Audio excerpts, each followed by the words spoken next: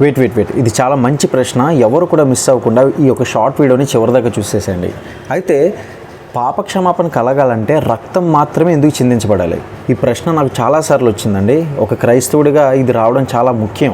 మనం క్రైస్తవమే కాదు, ప్రతి ఒక్క మనిషికి కూడా ఇటువంటి ఆలోచనలు ఉంటేనే నిజంగా సత్యం వైపు అయితే తిరగలుగుతాం.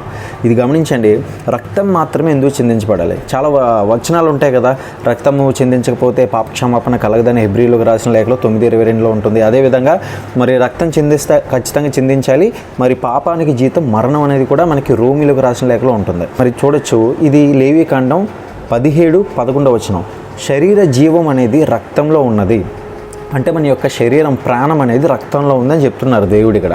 మీ ప్రాణముల కొరకు ప్రాయశ్చిత్తము చేయుటకు దానిని బలిపీఠము మీదకు నేను ఇచ్చి తిని. అంటే మన ప్రాణాలు రక్షింపబడాలని చెప్పేసి ప్రాయశ్చిత్తంగా ఆయన దానిని ఇచ్చాను బలిపీఠానికి, అంటే ఈ యొక్క యాగానికి త్యాగంగా ఒక బలిపీఠానికి ఇచ్చానని చెప్పేసి ఆయన పాపక్షమాపణ కోసం ప్రాణాన్ని ఇచ్చానని చెప్పేసి అంటున్నారు.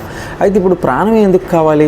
పాపానికి జీతం మరణం ఒక దగ్గర ఉంది, తర్వాత ఏమో మన యొక్క ప్రాణము రక్తంలో ఉన్నదని ఇంకో దగ్గర ఉంది. మనందరికీ అర్థమయ్యేలా చెప్తాను. పాపం వలన శాపం వస్తుంది, శాపం వలన మరణం వస్తుంది. ఈ యొక్క మరణం వలన రెండో మరణం వస్తుంది, అదే నరకం.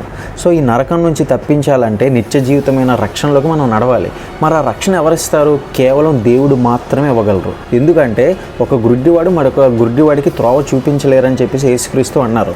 మరి అదేవిధంగా ఒక పాపానికి సంబంధించిన వ్యక్తి, పాప బ్రతుకుల్లో ఉన్న వ్యక్తి మరొక వ్యక్తికి సహాయపడలేడు, రక్షణ తీసుకురాలేడు, రక్షింపబడలేడు.